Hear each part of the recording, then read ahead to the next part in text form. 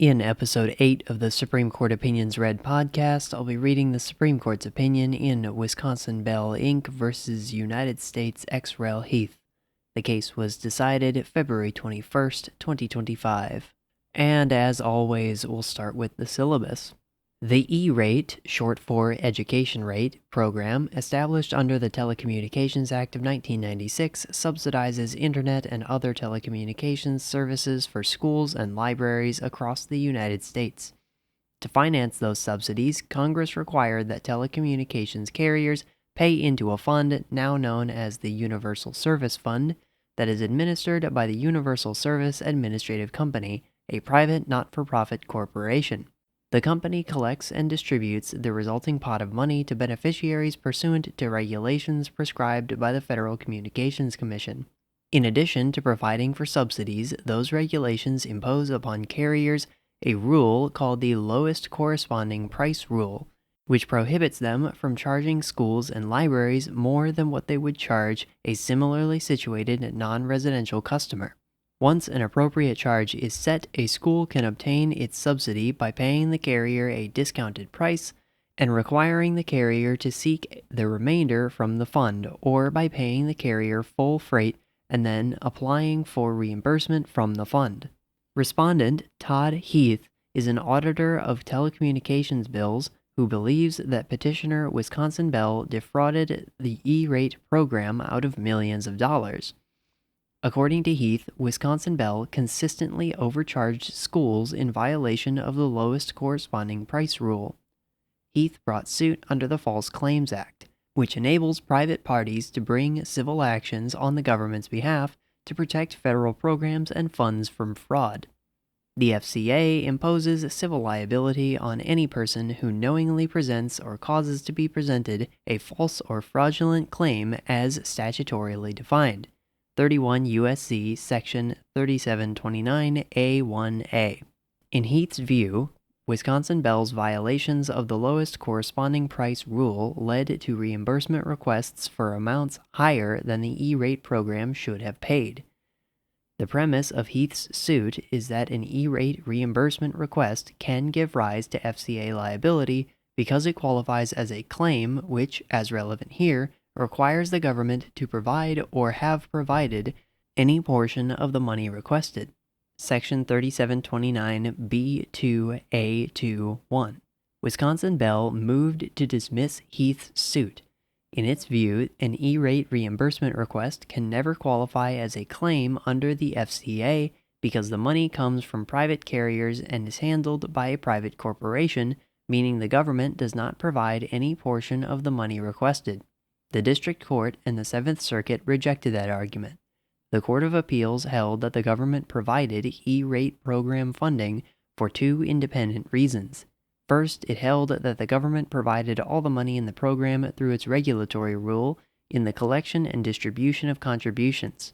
Second, and more narrowly, it found that the government provided some portion of E-rate funding by depositing into the fund in the relevant years more than $100 million directly from the U.S. Treasury.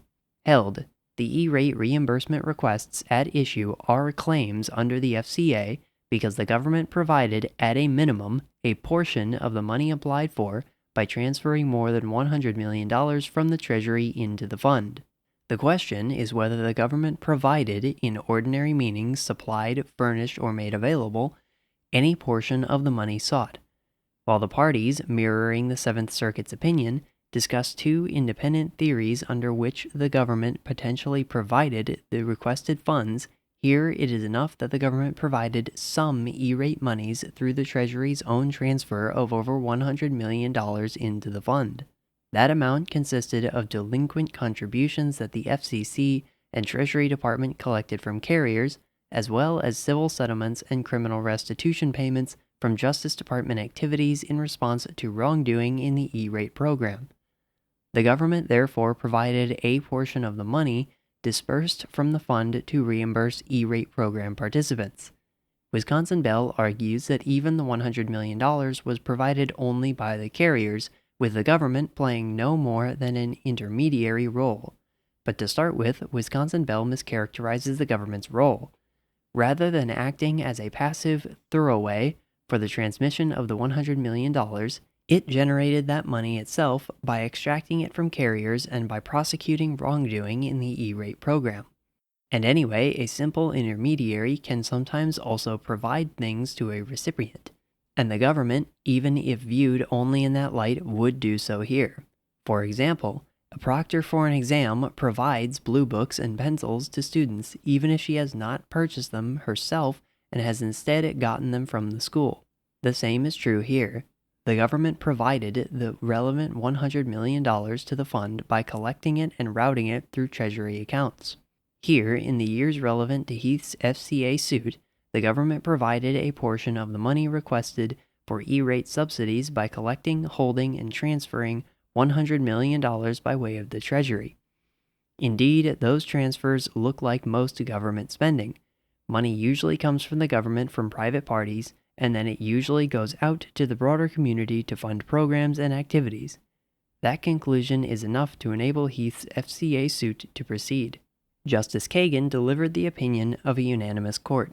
The E-rate, short for Education Rate, program subsidizes internet and other telecommunication services for schools and libraries across the United States. Established under the Telecommunications Act of 1996, the program disperses funds collected from telecommunications carriers and managed by a private corporation to cover a substantial percentage of a school's internet costs. The funds are payable, under Federal Communications Commission regulations, to either a carrier or a school upon receipt of a reimbursement request. This case asks us to decide whether such a request can count as a claim under the False Claims Act, 31 U.S.C. sections 3729 through 3733. The FCA protects government funds and programs by imposing civil liability on any person who knowingly presents a false or fraudulent claim as statutorily defined. In the part of the definition relevant here, a request for money qualifies as a claim if the government provides or has provided any portion of the money requested. Section 3729B2A21. We hold today that the E-rate reimbursement requests at issue satisfy that requirement because the government provided at a minimum a portion of the money applied for. In the years in which those requests were made, the government transferred more than $100 million from the Treasury into the pool of funds used to pay E-rate subsidies. That is enough to create a claim under the Act, and to allow a suit alleging fraud to go forward. Part 1. Congress and the FCC have long worked to ensure that all the people of the United States have access at reasonable prices to telecommunications and information services. In keeping with that goal, the Telecommunications Act of 1996 directed the FCC to establish several so-called universal service programs for populations or institutions needing improved access. That statute identified, for example, consumers in rural areas, consumers with low incomes, and, critical here, elementary schools, secondary schools, and libraries as appropriate recipients of subsidies or other assistance. See sections 254B and 254H1. To finance those measures, Congress required that telecommunications carriers pay into a fund, now known as the Universal Service Fund, as FCC regulations prescribe. See section 254D. Under those rules, the FCC determines each quarter the percentage of revenues that a carrier must contribute. The FCC, however, does not manage the fund's day-to-day operations. Rather, it has appointed the Universal Service Administrative Company, a private, not-for-profit corporation, as the fund's administrator. The administrative company generally bills and collects contributions from carriers, though the FCC plays a role in pursuing delinquents. And the company distributes the resulting pot of money as FCC rules provide to program beneficiaries. Footnote 1. The precise relationship between the FCC and the administrative company is in dispute in other litigation. The details of that relationship are irrelevant here, and we express no views on that score, nor do we comment on any other matter pertaining to the constitutionality of the universal service programs. Carrying on. Among those beneficiaries are public and private schools and libraries under what is commonly called the E-rate program. That program subsidizes between 20 and 90% of a school's total charges for internet and other telecommunications services, with higher percentages for schools in rural or low-income areas. and the program protects the value of that subsidy by preventing a carrier from inflating its non-discounted prices. Under the lowest corresponding price rule, a carrier may not charge a school a higher sticker price than it would charge a similarly situated customer. Once an appropriate charge is set, a school can obtain its subsidy in either of two ways. The school can pay the carrier only the discounted price, thus requiring the carrier to seek the remainder from monies held in the fund, or the school can pay the carrier full freight and itself apply for reimbursement. Respondent Todd Heath is an auditor of telecommunications bills who believes that petitioner Wisconsin Bell defrauded the E-rate program out of millions of dollars. According to Heath, the carrier flouted the FCC's lowest corresponding price rule for more than a decade, from 2002 to 2015, by charging schools a higher full price than it charged other similarly situated customers. And as Heath notes, overcharges of that kind inevitably lead to overpayments from the fund. Take a hypothetical example. If the lowest corresponding price for a service is $1,000 and a school is entitled to a 60% subsidy, then the E-rate program should pay out $600. But if Wisconsin Bell, in violation of that rule, instead charged the school a full price of $1,500, then the program would instead confer a subsidy of $900, and the school, rather than pay $400, would pay $600. The carrier, in Heath's view, thus wrongly amassed revenues at the E-rate program's expense. That accusation is at the heart of a lawsuit Heath brought against Wisconsin Bell under the FCA. Enacted during the Civil War to protect federal programs and funds from fraud, that law enables private parties to bring civil actions on the government's behalf and to share in any monetary recovery. A defendant is liable under the Act if it knowingly presents or causes to be presented a false or fraudulent claim for payment. USC Section 3729 A1A. In Heath's view, Wisconsin Bell engaged in that conduct many times over by way of violating the FCC's lowest corresponding price rule. All those violations led to reimbursement requests by either Wisconsin Bell or a school for amounts higher than the E-rate program should have had to pay. Plus, all Wisconsin Bell's own requests included a false certification, or so Heath alleged, that it had complied with the program's rules, including the one about pricing. The premise of Heath's suit is that an E-rate reimbursement request can give rise to FCA liability because it fits within the statute's definition of the term claim. That definition varies depending on whether a request or demand for money is made to a federal employee or agent, or instead to an other recipient. Section 3229B2A. Assuming that the administrative company, the recipient of E-rate reimbursement requests, falls within the other rather than the agent category, such a request must meet two requirements to count as an FCA claim. Footnote 2.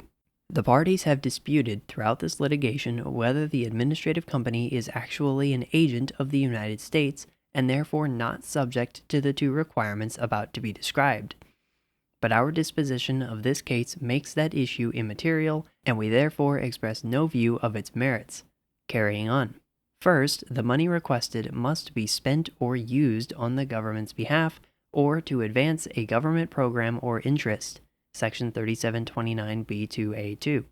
And second, the government must provide or have provided any portion of the money requested. Section 3729B2A21. The statutory definition, though, also offers a caveat. It is immaterial in assessing whether those requirements are met, whether or not the United States has title to the money at issue. Section 3729B2A. Footnote 3. Congress's most recent amendments to the claim definition, which included adding the title provision, occurred in 2009 after some of the disputed reimbursement requests were made. But Wisconsin Bell does not contend that those amendments require separate analysis of the pre- and post-2009 requests to resolve the issues we address. In discussing those issues, the carrier cites the current definition and describes the amendments, including the title provision, as merely clarifying existing law. We assume, without deciding, that its characterization is correct, and thus use only the FCA's current definition of claim. Carrying on. Wisconsin Bell moved to dismiss Heath's suit, arguing that under the FCA's definition, an E-rate reimbursement request can never qualify as a claim. The carrier did not deny that the money so requested advances a government program as the definition first requires. That money, after all, simply is the E-rate program's subsidy. But Wisconsin Bell contended that an E-rate reimbursement request flunks the second requirement, because the government does not provide any portion of the money requested. In Wisconsin Bell's view, all the money in the E-rate program is private rather than federal. That is because the money comes from private carriers' contributions and a private corporation handles its collection and disbursement. The federal government, Wisconsin Bell averred, does not provide a single penny to the fund. After the district court denied the motion, the Court of Appeals for the Seventh Circuit held that E-rate reimbursement requests fit the FCA's definition of claim. The Court of Appeals found two independent paths for concluding, contra Wisconsin Bell, that the government provided E-rate program funding. First, the court held that the government provided all the money in the program through its regulatory role in the collection and distribution of contributions, most notably by initially requiring the carriers to pay into the fund. Second, and more narrowly, the court found that the government provided some portion of E-rate funding by depositing into the fund in the relevant years more than $100 million directly from the U.S. Treasury. That contribution of Treasury money, even if a small part of the fund's total, was enough to qualify the E-rate reimbursement requests as FCA claims. Footnote 4. Finding yet a third path to the same outcome, the Seventh Circuit also held that the administrative company is an agent of the government. As noted above, that conclusion, if correct, obviates the FCA's requirement that the government provide any part of the requested money. Carrying on. In a similar case, the Court of Appeals for the Fifth Circuit held that E-rate reimbursement requests do not qualify, although that court considered only the broader view of how the government provides E-rate funding. We granted certiorari to resolve the circuit split over whether E-rate reimbursement requests are FCA claims. We need reach no further today than the narrower $100 million ground on which the court below ruled. The requests at issue qualify as claims because in the years they were submitted, the U.S. Treasury deposited money into the fund for reimbursement to those entitled to E-rate subsidies. Part 2. The E-rate reimbursement requests at issue count as FCA claims if the government provides or has provided any portion of the money requested. Is that language satisfied when a school or carrier asks for E-rate program funds? Because the Act does not define the word provides, we look to its ordinary meaning. To provide means to supply, to furnish, or to make available. The question thus becomes whether the government supplied, furnished, or made available any portion of the money here sought. The parties' arguments on that score mirror the two independent paths laid out in the Seventh Circuit's opinion. Wisconsin Bell and Heath dispute whether the government provides all E-rate monies through its regulatory authority over the program, especially its mandate that carriers contribute to the fund. But so too, the parties contest whether the government has provided some E-rate monies through the Treasury's own transfer into the fund of over $100 million to pay for program subsidies. If Heath prevails on either one of those theories, he has met the FCA's definition of claim.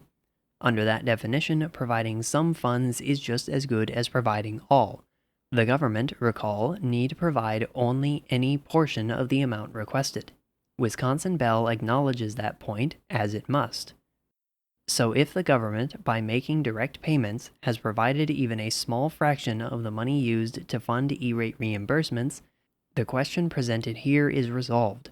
It is then immaterial whether the government, by exercising regulatory control, provides all the money so used. Even supposing not, the reimbursement requests are claims for payment, and Heath's suit for fraud can go forward. And as the Court of Appeals explained, the government, more specifically the U.S. Treasury, has put substantial money into the fund to finance E-rate subsidies. The more than $100 million deposited in the relevant years came from two sources.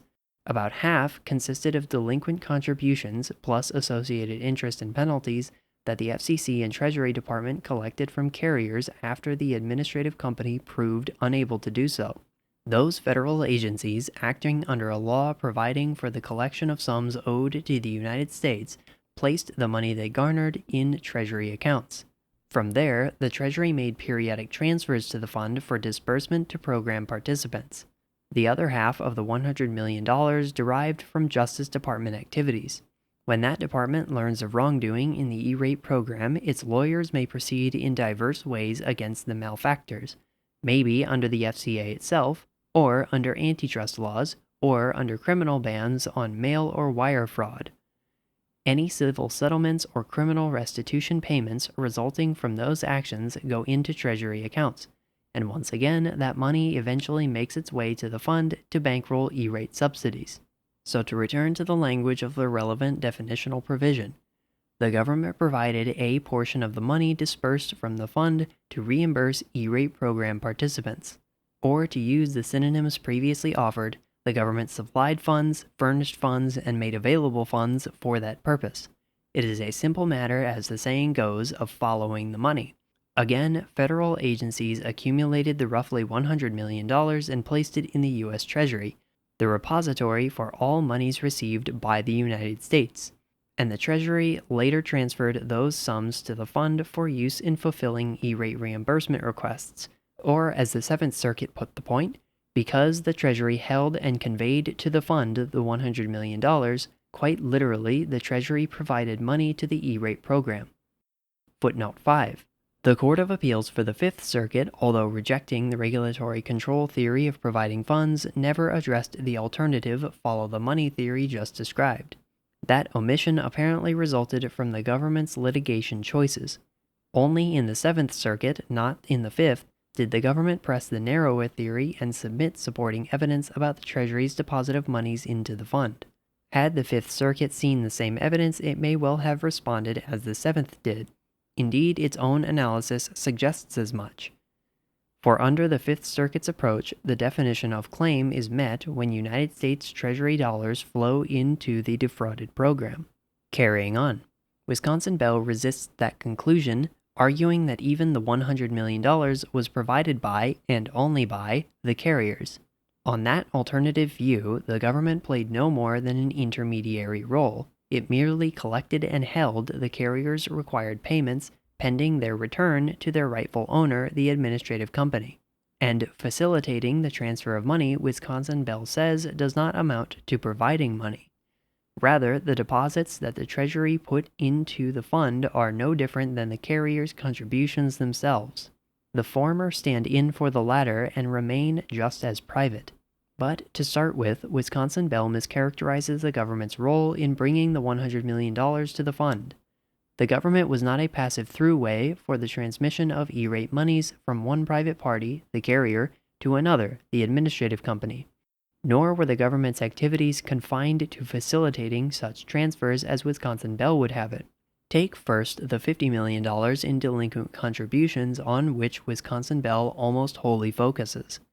The FCC and Treasury Department extracted those monies from carriers that, even after the administrative companies and treaties, refused to pay on schedule. Without the agency's dunning, the contributions would have come in yet later or might never have arrived, and if no contributions, likely no interest or penalties either.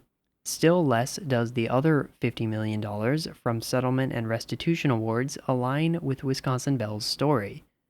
Those awards came from Justice Department efforts to prosecute wrongdoing in the E-rate program, and the amounts obtained thus reflected not the carrier's regular contributions, but the harms that fraudulent conduct had imposed on the fund and its beneficiaries. So the government, in forwarding those payments into the fund, did not serve as a program middleman or facilitator. Rather, the government itself generated the monies it provided. And anyway, a simple intermediary can sometimes also provide things to a recipient, and the government, even if viewed only in that light, would do so here. Wisconsin Bell assumes that only one entity can provide a thing, so that if a carrier gave a contribution to the government to give to the fund, then the carrier alone provided the money. But why not say that both did so, the originator of the money and the transmitter alike? Consider a perhaps dated example used at oral argument. A proctor for an exam gives out blue books and pencils to students. She has not purchased them herself, rather, she has gotten them from the school. it would still be natural to say that she, along with the school, has provided, has supplied, furnished, or made available the books and pencils. Similar real-world examples abound. A bank teller provides an account holder with money even though the recipient's employer deposited the relevant funds. A UPS driver provides a person with a package even though the driver first picked up the box from a department store. In each case, not only the original source, but also the middleman, the intermediary, transmitter, facilitator, what have you, provides the thing at issue, and the same is true here. Supposing that carriers provided the relevant $100 million to the fund, so too did the government by collecting it and routing it through Treasury accounts. Nothing about the ownership of the $100 million while in the Treasury matters to that conclusion in the way Wisconsin Bell at times suggests. In its view, those monies were first owned by private carriers and then owned by the private administrative company, but not owned by the government in the interim period when it had temporary possession. Perhaps, or perhaps not, the government as well as Heath takes the opposite view. The important point here is that the answer is irrelevant. Consider the examples just given. No one would say that the proctor or the teller or the UPS driver does not provide, again, supply, furnish, or make available the relevant item just because she does not own it while making the transfer. And so too here. Were there any doubt, another aspect of the FCA's definition of the term claim clears it away. Recall that the definition, including its provides the money requirement, can be met whether or not the United States has title to the money at issue. Footnote 6. As noted earlier, we assume without deciding that this provision enacted in 2009 merely clarified existing law, and thus that the view it takes is irrelevant to the pre-2009 as well as the post-2009 claims in this case. Carrying on. So as the FCA sees the matter, the technical ownership of the $100 million that the government conveyed to the fund makes not a whit of difference. Either way, its transfers can form the basis of an FCA suit. Those transfers indeed look like most government spending, neither more nor less private, neither more nor less public. Money usually comes to the government from private parties, through taxes, fines, or fees of all kinds, and then money usually goes out to the broader community to fund any number of programs and activities. Between the time the money comes in and the time the money goes out, it sits, as the $100 million here did, in Treasury accounts. In this broad array of schemes, the funding received may be more or less earmarked, and it may be dispersed more or less quickly, but the basic mechanism remains the same. Money enters and then exits the public fisc. The government collects money and then furnishes it for some use. And so it was here in the years relevant to Heath's FCA suit. The government obtained $100 million in delinquent contributions, settlement awards, and restitution payments related to the E-rate program. It held that money for a time in the U.S. Treasury, and then it supplied that money to reimburse program participants, providing, as the FCA requires, a portion of the money requested for schools' E-rate subsidies. Part 3. What we have said above is enough to enable Heath's FCA suit to proceed. The reimbursement requests at issue qualify as claims under the FCA because in the years they were made, the government deposited money into the fund to pay for E-rate subsidies. And all the statute requires is that those deposits provide any portion, not the whole, of the sums requested. For that reason, we need not address the alternative theory that the government provides all E-rate funds by exercising regulatory control over the program. Whether or not that is so, Heath can press his claim that, by violating the lowest corresponding price rule, Wisconsin Bell knowingly presented or caused to be presented a set of false or fraudulent claims for payment. If Heath prevails on the merits, issues about damages may well emerge.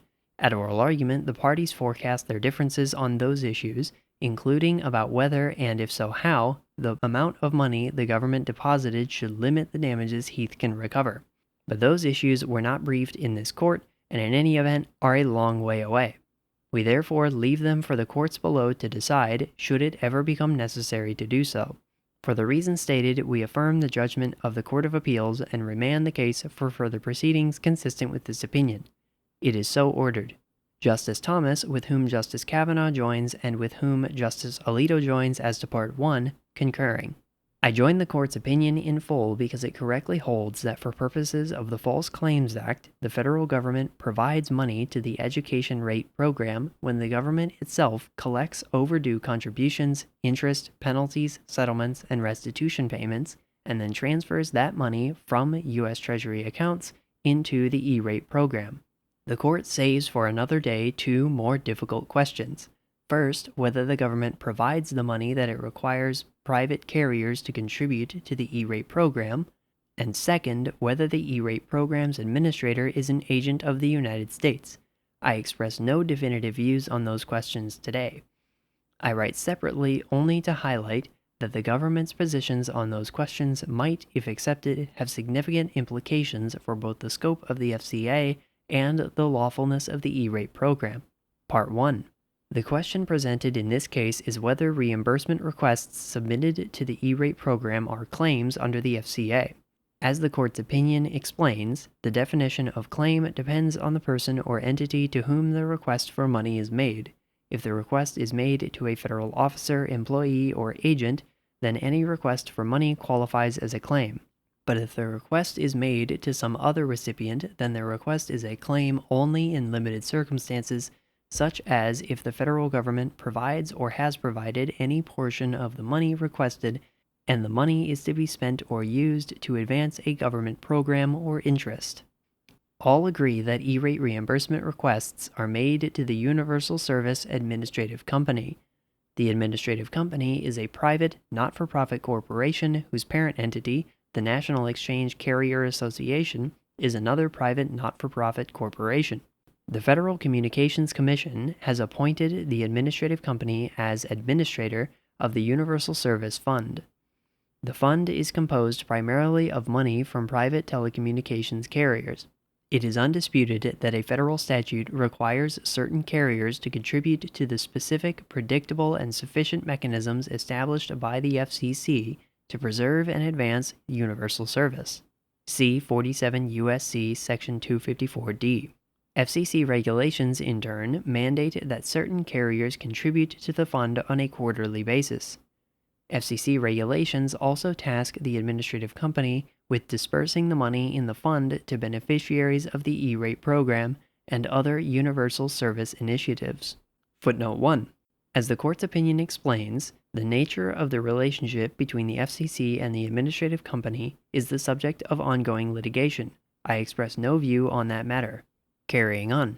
The government offered us three different paths to finding that an E-rate reimbursement request satisfies the FCA's definition of claim.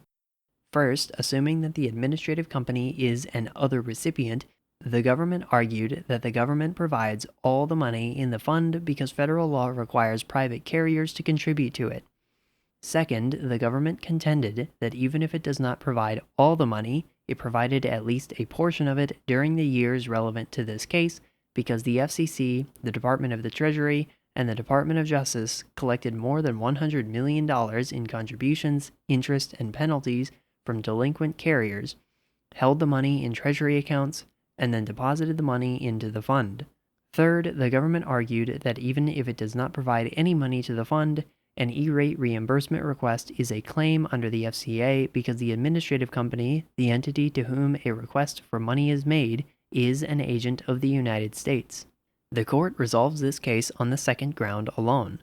During the years relevant here, the Treasury Department deposited more than $100 million directly into the fund. Of that sum, approximately $50 million came from delinquent contributions and related interest and penalties, and the other $50 million came from settlements and restitution awards obtained by the Justice Department. I understand the court to have decided that, on the facts of this case, where the government itself exercised its power to collect overdue contributions, interest, penalties, settlements, and restitution awards, and then transferred those funds from the U.S. Treasury accounts into the fund, the government provided the money within the meaning of the FCA. I do not understand the court to have opined on any other set of facts. The opinion explains that in making the transfers at issue here, the government was not a passive throughway. Rather, the FCC and the Treasury Department used the power of the government to extract money from private carriers. The Justice Department, for its part, prosecuted wrongdoing and then obtained settlements and restitution awards. The court observes that without the agency's dunning, the money the government collected would have come later or might never have arrived. Thus, that the government itself generated the monies it provided is an essential component of our decision.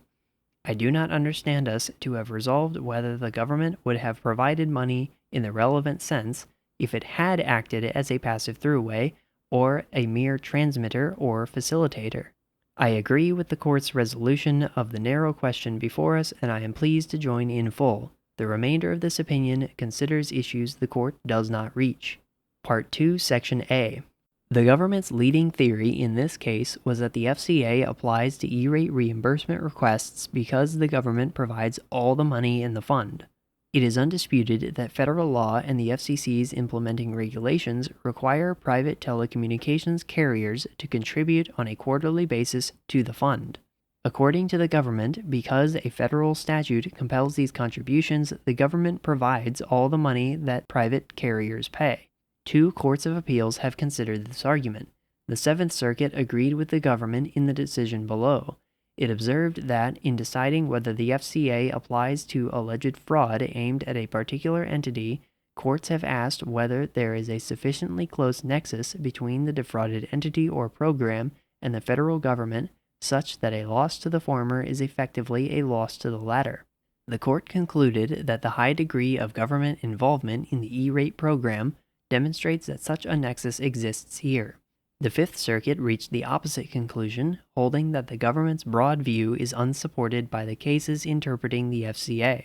The Fifth Circuit explained that courts have traditionally limited the FCA's application to instances of fraud that might result in financial loss to the government. And it observed that courts have declined to extend the FCA's protections to programs that do not receive federal funds and have too tenuous a relationship to the government to be considered a government entity. While acknowledging that the FCC retains some oversight and regulation over the administrative company, the Fifth Circuit nevertheless concluded that the FCA's protections do not apply to E-rate reimbursement requests because the administrative company is a private corporation owned by an industry trade group. Critically, both the Fifth and Seventh Circuits recognized that the courts have traditionally interpreted the FCA to cover fraud against only those defrauded entities that receive federal funding or operate with a high degree of government involvement. The courts disagreed about whether the relationship between the administrative company and the federal government is sufficiently close, but neither court posited that the FCA covers fraud against private entities that lack both federal funding and a sufficiently close nexus with the federal government. This court's case law strongly suggests that the FCA does not cover fraud against purely private entities with purely private funding sources. We have always assumed that the FCA does not cover acts directed toward parties that are not the government. We have said that the purpose of the FCA was to provide for restitution to the government of money taken from it by fraud, and we have repeatedly remarked that the FCA exists to protect the funds and property of the government. Relying on this understanding of the scope of the FCA, lower courts have determined that a program does not receive FCA protections unless it receives money that belongs to the government or the government controls the program. For example, the Eighth Circuit held that false payment requests submitted to a private trust fund created to finance a CERCLA Superfund cleanup project did not qualify as claims under the FCA. While recognizing that the funds might not have existed if the government had not helped negotiate the trust fund's creation, the court still held that the government did not provide the funds because none of the funds came from the Treasury, the government did not have access to the trust fund, and the government did not control the trust fund's disbursement. Similarly, the Third Circuit refused to apply the FCA to fraudulent legal bills submitted for approval to a United States bankruptcy court because the government itself would not suffer any financial loss. The court explained that the submission of false claims to the United States government for approval which do not or would not cause financial loss to the government are not within the purview of the False Claims Act. The Fifth Circuit identified several other examples of courts interpreting the FCA in a similar way. In this case, the government paid scant attention to the fact that the courts historically have not applied the FCA to cover fraud on non-government activities unless the government itself will face a financial loss. Assuming that approach is correct, it is not obvious to me that the government puts its own funds at risk when it requires private parties to fund the E-rate program. Ordinarily, E-rate contributions come from private carriers, and if the carrier contributions are insufficient to fund the E-rate program, the administrative company must turn to private sources of credit, not the federal government, to remedy any budgetary shortfall. It is difficult for me to see how the loss of ordinary contributions from carriers is necessarily a loss to the government. The political branches chose to separate the program from the public fisc. That choice was made in part to prevent the E-rate program from being turned into a piggy bank which can be raided for budgetary gains. Whatever the merits of that choice, I suspect it might carry consequences for the applicability of the FCA. Section B. Before we accept the government's theory that the FCA applies so long as the government requires one private party to pay another private party, we ought to grapple with that argument's implications. If the government's position is correct, then the FCA would seem to cover a wide range of matters until now understood to be outside the scope of the statute. Consider a few examples. Federal law authorizes states to withhold federal pay and retirement benefits to enforce the legal obligation of the individual to provide child support. 42 U.S.C. Section 659A. This law, therefore, facilitates a payment from one private party to another. If this court were to accept that such a law is all it takes for the government to provide money under the FCA, then the FCA would seem to cover false or fraudulent claims made against a recipient of child support payments because a request for money is made to an other recipient and the money is spent or used to advance a government interest. But applying the FCA in this context would significantly expand the reach of the statute. Or consider a civil judgment for money damages entered by a federal court. The entry of such a judgment has the effect of requiring a private party to pay a sum of money to another private party. If this court were to hold that the government provides money for FCA purposes, so long as the federal government requires a person to pay a sum of money to someone else, then it seems possible that the FCA might cover at least some false or fraudulent requests for money made to a recipient of money damages. The request would be made to an other recipient, and at least in some instances, money damages might be spent or used to advance a government interest. Another example is the individual mandate component of the Affordable Care Act. That provision requires individuals to purchase minimum essential health insurance coverage, 26 U.S.C. Section 5000AA. If we were to accept the government's broad theory of what it means to provide money for purposes of the FCA, I am not sure why the FCA would not cover at least some false or fraudulent requests for money made to private health insurance companies whose customers purchased health insurance because of the individual mandate. A health insurance company appears to be an other recipient, and it is at least plausible that the money health insurers spend on medical care advances a government program or interest. Perhaps the government can explain why the FCA sweeps far broader than has been traditionally understood. Or perhaps there are meaningful ways to differentiate these examples or other reasons why the FCA would not apply even if this court accepted the government's broad theory of what it means to provide money under the FCA. But the government has not engaged with or appreciated the drastic consequences that might follow if this court were to accept its primary argument. I express no definitive view on the merits of the government's broad theory. I simply note that if this question returns to us, we ought to carefully consider what the government's theory might mean for the scope of the FCA. Part 3. The government offered this court another avenue to finding that the FCA applies to E-rate reimbursement requests. It argued that any request for money made to the administrative company qualifies as a claim because the administrative company is an agent of the United States. But if the government is correct, then the E-rate program would seem to run afoul of the Government Corporation Control Act. The GCCA provides that an agency may establish or acquire a corporation to act as an agency only by or under a law of the United States specifically authorizing the action. 31 U.S.C. Section 9102. In other words, the statute prohibits the creation of new government corporations without specific congressional authorization. The FCC should be familiar with the GCCA. In the Telecommunications Act of 1996, Congress directed the FCC to establish a set of universal service programs. In its first attempt at carrying out that statutory command, the FCC instructed the Carrier Association to create the administrative company as an independently functioning, not-for-profit subsidiary that would assure significant industry-wide representation in the administration of universal service programs. The FCC also directed the Carrier Association to create 2 freestanding corporations to manage the E-rate program and another universal service initiative. Shortly thereafter, a group of senators inquired whether the FCC had exceeded its authority when it directed the Carrier Association to create private corporations. In response to those inquiries, the General Accounting Office, known today as the Government Accountability Office, conducted an investigation. The GAO did not object to the FCC's use of the Carrier Association as a neutral third-party administrator, nor did it object to the FCC's instruction to create the administrative company, the independently functioning not-for-profit subsidiary of the Carrier Association.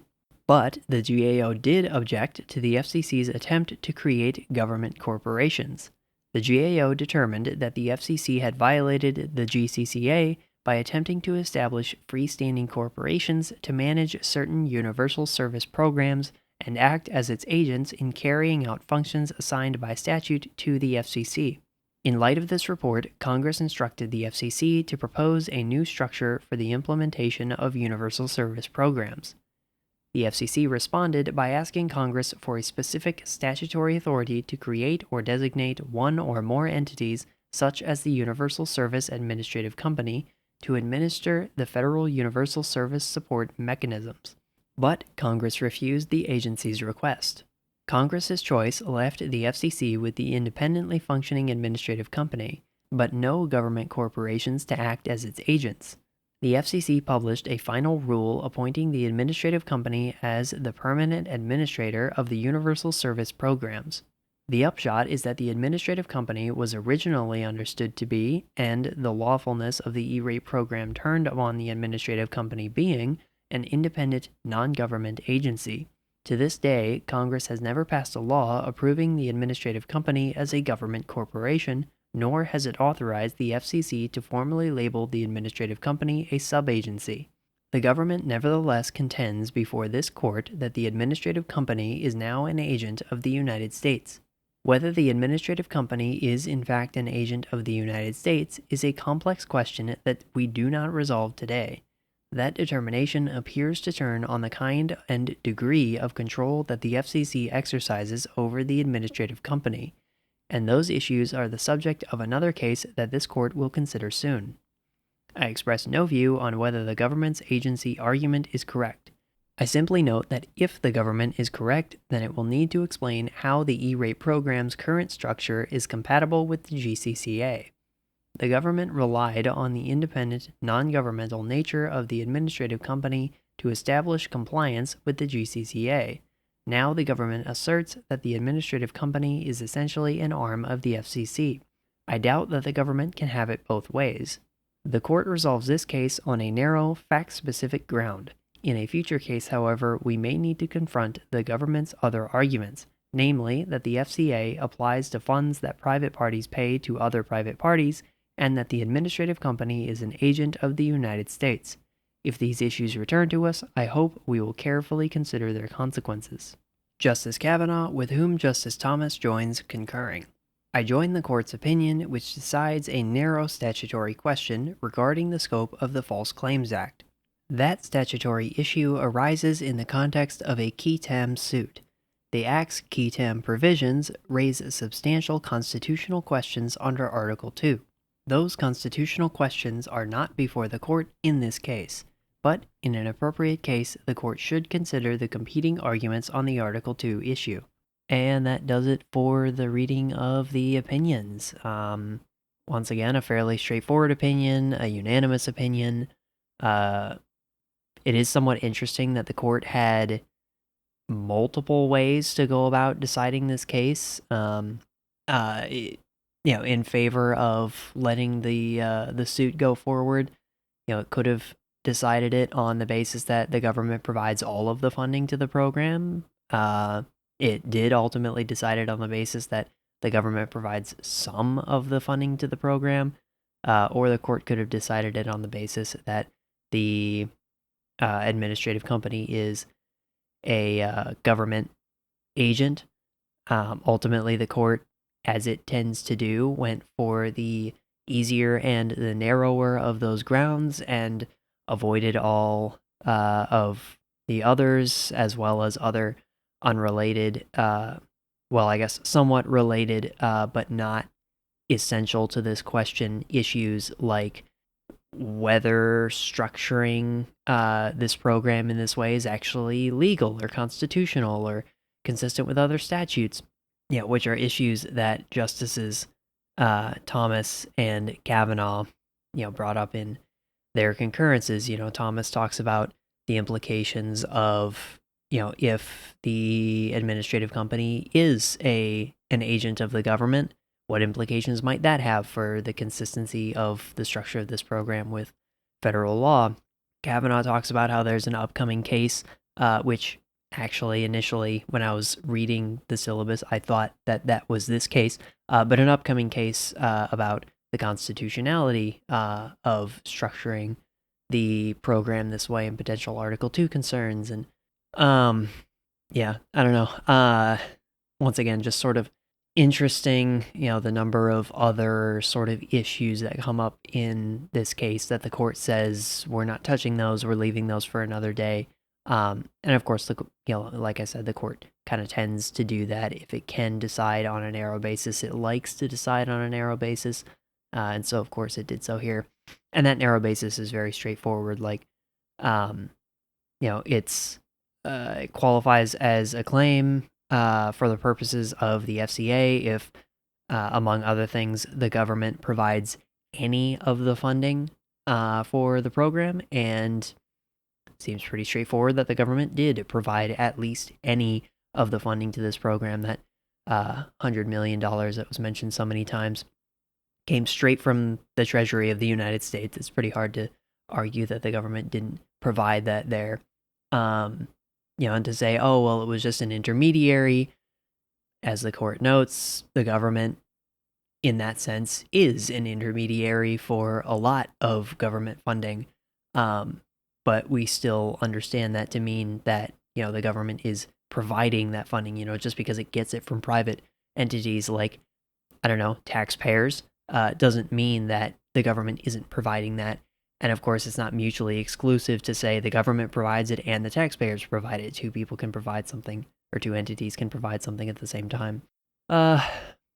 Yeah. As usual with some of these straightforward cases, I think a lot of the opinion was, maybe unnecessary, could have been shortened a little bit. It felt like there was a lot of repeating, or there was a lot of the court repeating itself.